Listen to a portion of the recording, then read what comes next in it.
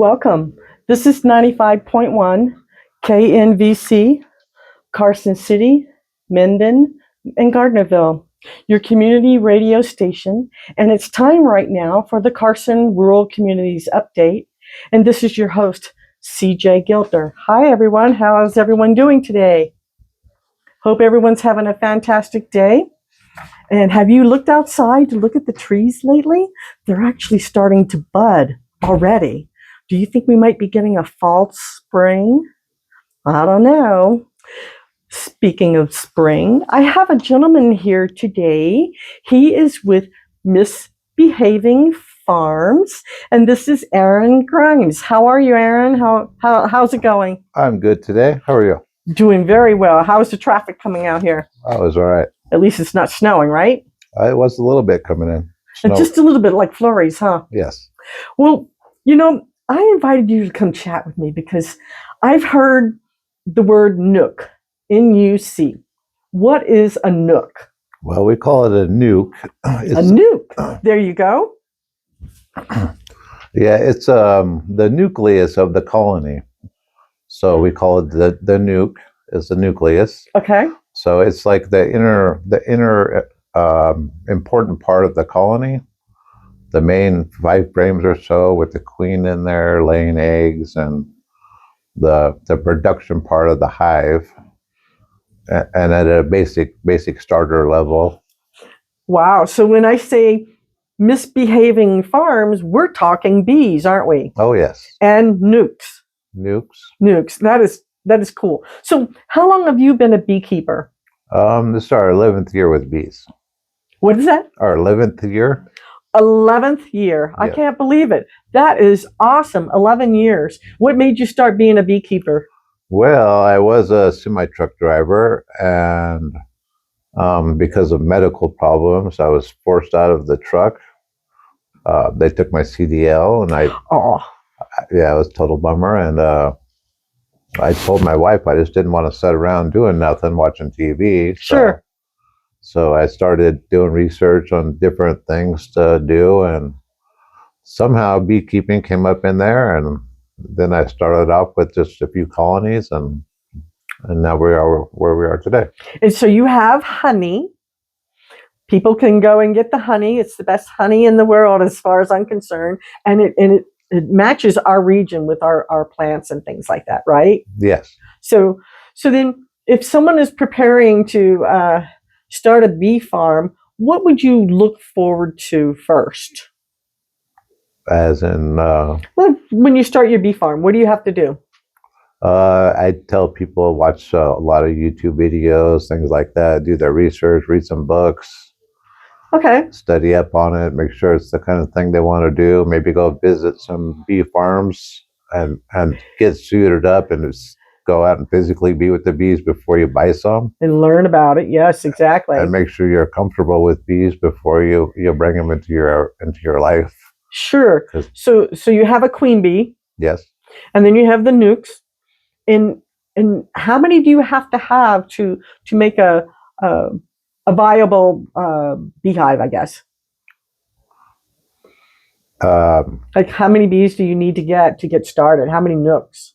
Well, the nuke is 5 frames of the beehive. Okay. And we'll put those 5 frames into your own equipment. And then they'll grow out from 3,000 to 5,000 bees up to 60 to 70,000 bees. Wow. So how much honey can a beehive make? We had a few customers last year pull out about 600 pounds off their first year bees. Oh my goodness. That is an experience right then and there. I believe we had 3 colonies. Wow. That is cool. So what do you have to do once you get the honey? How do you process it? We have a area where we have to heat the honey up first. Heat the frames up a little bit to make it where the honey will flow, and then we'll uncap them. Okay. With an uncapping knife, and then we'll put them in an extractor and spin out the honey. And so your wife Stacy is here too, but she's on the other side of the fishbowl of our subterranean bunker, and so she makes a lot of things with that honey. What are some of the things that she makes with it? Right now, she's making a lot of honey lollipops. Ooh, that's cool. So, how long does it take to make the lollipops? Uh, Pretty quick, a batch in a few hours, I think. So, so have you lived in Dayton for, I guess, the full 11 years, or has it been in another area where you've done beekeeping at all? Yeah, I started actually in Sun Valley, Okay. and the yard was just too small. It's like a small third acre or something, Okay. and it wasn't big enough for the 20 colonies we had out there. Okay. And the neighbors complained a little bit, so we decided to move out somewhere with more land, and we ended up in Dayton. Cool. All right. Well, do I guess what are the bee-friendly flowers? Oh, there's a lot of them, and people ask me all the time, and I don't really know the answer to all of that. So I've There's planted like echinacea, the purple cone flowers. I've had some sunflowers that are dwarf sunflowers. Every now and then I might see a bee come around, but maybe I'm not planting the right kind of flowers to put in there because they only bloom a certain time of year, and I know I have heard that you could have year-round flowers, and even in our region as what are we, a 7A or a 7B for a zone for gardening. But I was told that you could bring pretty much any flower depending on the region and the season. When I say the region, I'm talking about the snow type that we get. And we don't get that every year. no, we don't. No. So I guess sunflowers and roses are a good thing for them. And Very common Russian sage. yes, Russian sage. That's the purple stuff, isn't it? Yes, The purple sage kind of yeah. Russian sage. Bees love that, and milkweed. Oh, milkweed. Yeah, that's right. I probably have that because that kind of grows wild, doesn't it? It does grows wild. Doesn't need a lot of water, and it brings in lots of pollinators, not just the bees. All right. So, do you do tours of the bee farm? I invite people to come out, and I have a few extra bee suits, and people can come put a suit on, and we'll go mess with the bees a little bit, and I can show people what I know. I don't know everything, but I can show them what I know. I bet that's fun, and you bring the children too from the schools, right? Actually, we'll go to the schools Okay. and do things at the schools, Okay. but I don't have small children's bee suits. Oh, okay. All right. Well, gosh. Okay, so you have 8 trays. Did you say 8 trays for the bees, for their hives, their little houses? The bee boxes. We're about 80, around 80 hives right now. Oh my gosh, I can't even fathom Going that into number. winter anyway, about 80 hives. Okay, so I've also seen that you've gone to people's homes to remove some of the bees that kind of like make a new home under the rafters of their houses and stuff like that. What do you have to do with that? Oh, there's just a lot involved with the bee extractions. It depends how they are. If they're in concrete walls or regular stick-built houses or things like that. And we've had ones in horse corrals and barbecues, all different kinds of things, and water shut-off valve boxes in the ground. Okay. So all different kinds of places, and they're all different. We had one in Dayton over there, and it was in a guy's attic, and it was a big mess. I feel bad for some of the homeowners, and because the bees will just make a huge mess of everything. Oh, wow. So, hey, folks, if you're just coming on to the radio station right now, I have Aaron Grimes here from Misbehaving Farm. He's a bee farmer. And so we're learning about what a nuc is. Not a nook. I've been saying nook all this time. It's a nuc, spelled N-U-C. And so he's been telling us a little bit of information about the bees, and it's kind of fascinating. You're already talking about where people have had complications in their homes because of the bee nest. And so how long does it usually take to get such an issue like that at your home with bees just being all around your house and the beehives as well? I mean, does it take a long time for something like that to develop, or? Sometimes people will notice them really quick, and sometimes people won't notice them until the next year, and then it'll be a huge nest and take a lot more work to get them out of there. Yeah, you probably have to smoke them out, right? We don't really use the smoker on structural stuff because we Okay. don't want embers and stuff to get in there, Sure. start a fire accidentally. Sure, exactly. So we use some other sprays that they make to get them out of there. Cool. And so we also talked a little bit about those flowers, and it's like I don't have enough over there because I'm only about maybe a mile if I drive from my house to your house. It's probably not even a mile. I see bees every now and then, and I always think, oh, that's probably Stacy's bees. Oh, that's Erin's bees. It could be. I get excited about that. So, what's the distance that bees travel to go get the pollen? Usually around 2 miles, but if they're thirsty or more hungry and they have to go out further, up to 5 miles. That's a far distance for them to be going, huh? Yes. Wow. So then I think about, well, do we need to make like little bee houses for them, little bee water, not fountains, but something for them to be able to drink their water? Sure, if people want to, they can. People put out a little dish, and they'll put about a 1/4 inch deep of sugar water in there, or just plain water if you just want to give them something to drink. Okay. And give them some rocks and some sticks to crawl on. Yeah, to stand on. So Yeah. they can have. Oh, well, that kind of sounds cool. Yeah. So then, do they just use regular water at the same time, or is it just sugar water that you try to give it, or does it matter?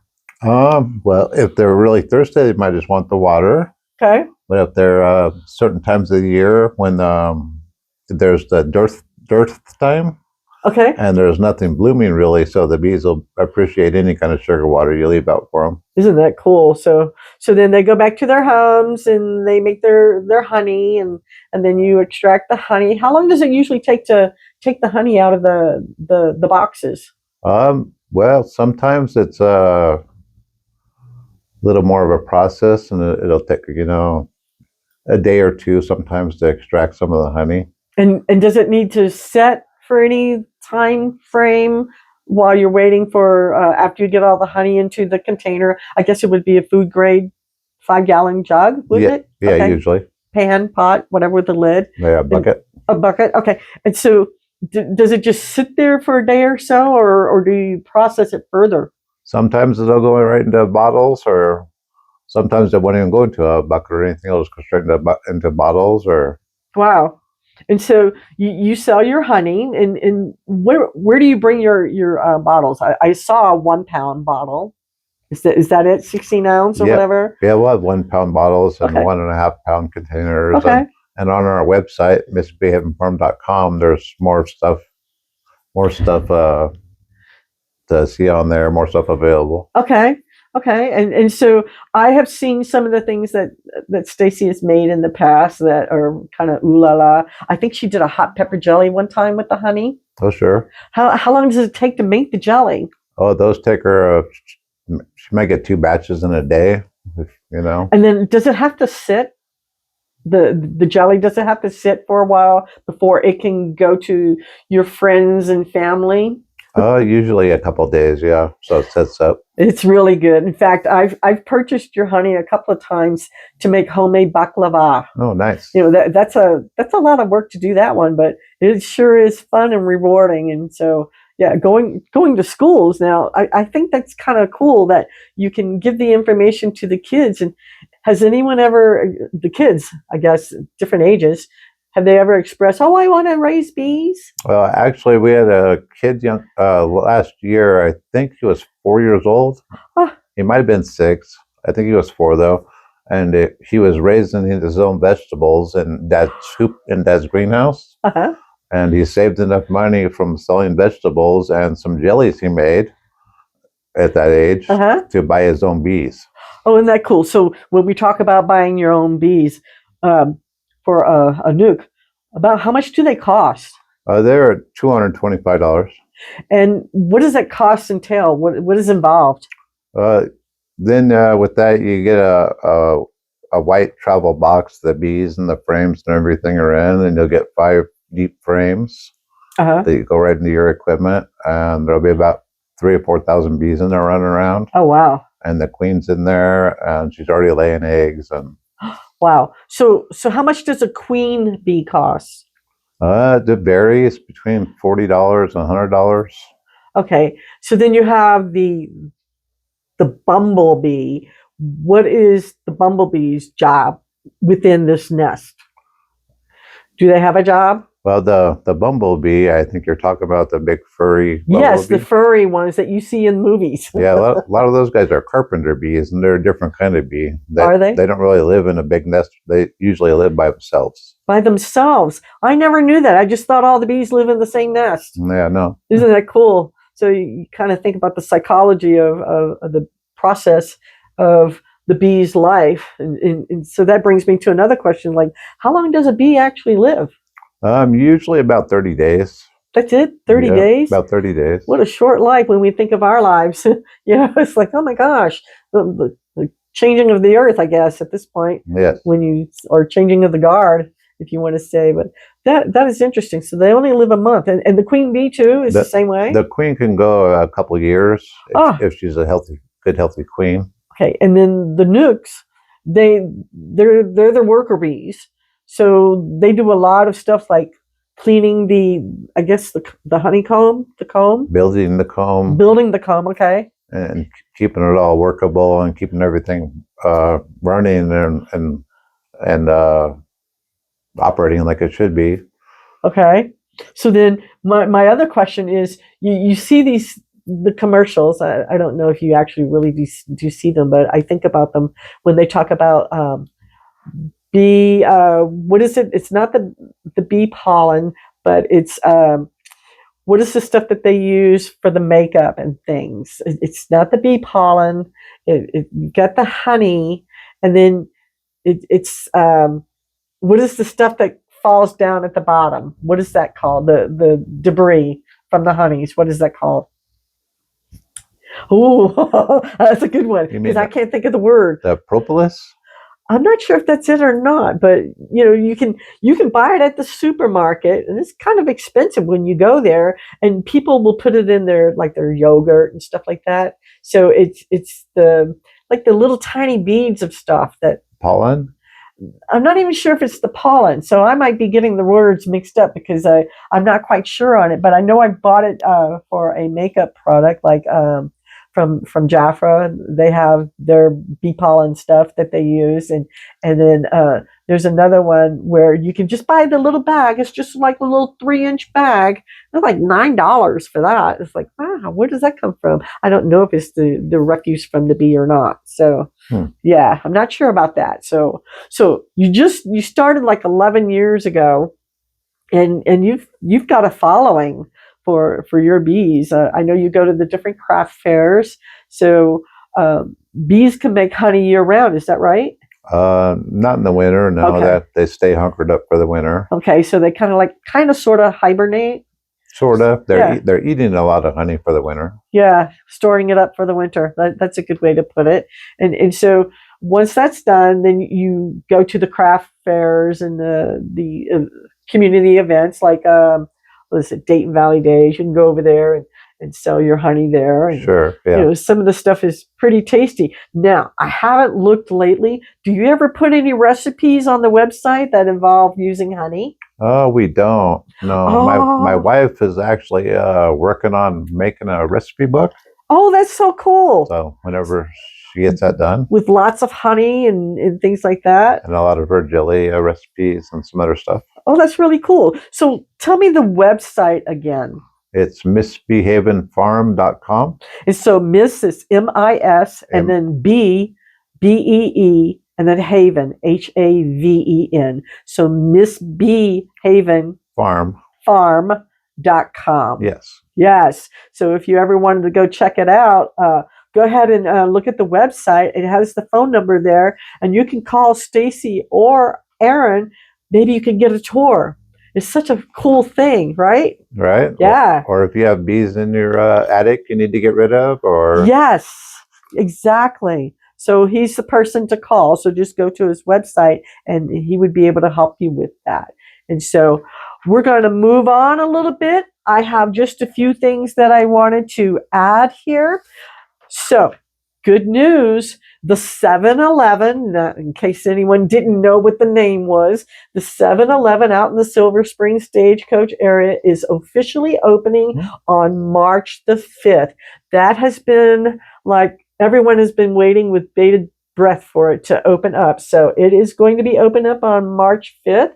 And that's going to be perfect timing for the commuters who go along USA Parkway. So that's officially going to be opening. You know, they had a few little hoops and hollers they had to pass through, but we're on there for March the 5th. And so let's see. We have coming up February the 14th is a craft event that starts at 10 till 4, and it's called Cupid's Corner, and that is going to be at the Fernley Intermediate School out in Fernley. Again, that's from 10 to 4 on Valentine's Day. So if the kids need to get something really nice for their mom, there's the place to go, right? Yep. So now I have something. I am going to talk to you. I'm going to read most of it. Lyon County Sheriff's has some kudos for some of their employees. So it said on January the 30th, Lyon County dispatchers Elizabeth Wade and Sarah Walker received an emergency call regarding an 11-year-old boy at a Dayton address who had badly burned himself. During the call, responding units from Lyon County Fire Protection District requested a helicopter for emergent transport of the child. In less than 60 seconds of receiving the request for a helicopter, Battleborn Air 12 had been assigned the call and was lifting approximately 6 minutes later to respond to the child. There's some awesome timing right there. Right. After a short on-scene time, Air 12 had lifted the young child en route to UC Davis Medical Center burn unit in order to receive definitive care that is not available in our region. And we know that happens quite often, right? Right. Dispatchers Wade and Walker exhibited seamless and clear communication throughout the incident. While the flight crew was en route to definitive care with the child, they ensured that the hospital received the most up-to-date information on the child. Dispatchers Wade and Walker also ensured that there was clear communications between the hospital and the flight crew about the patient. Calls such as this, whenever children are involved, can be especially tense and emotional and very high run at that moment. Child calls can be very difficult for public safety dispatchers to maintain their composure, which is very true.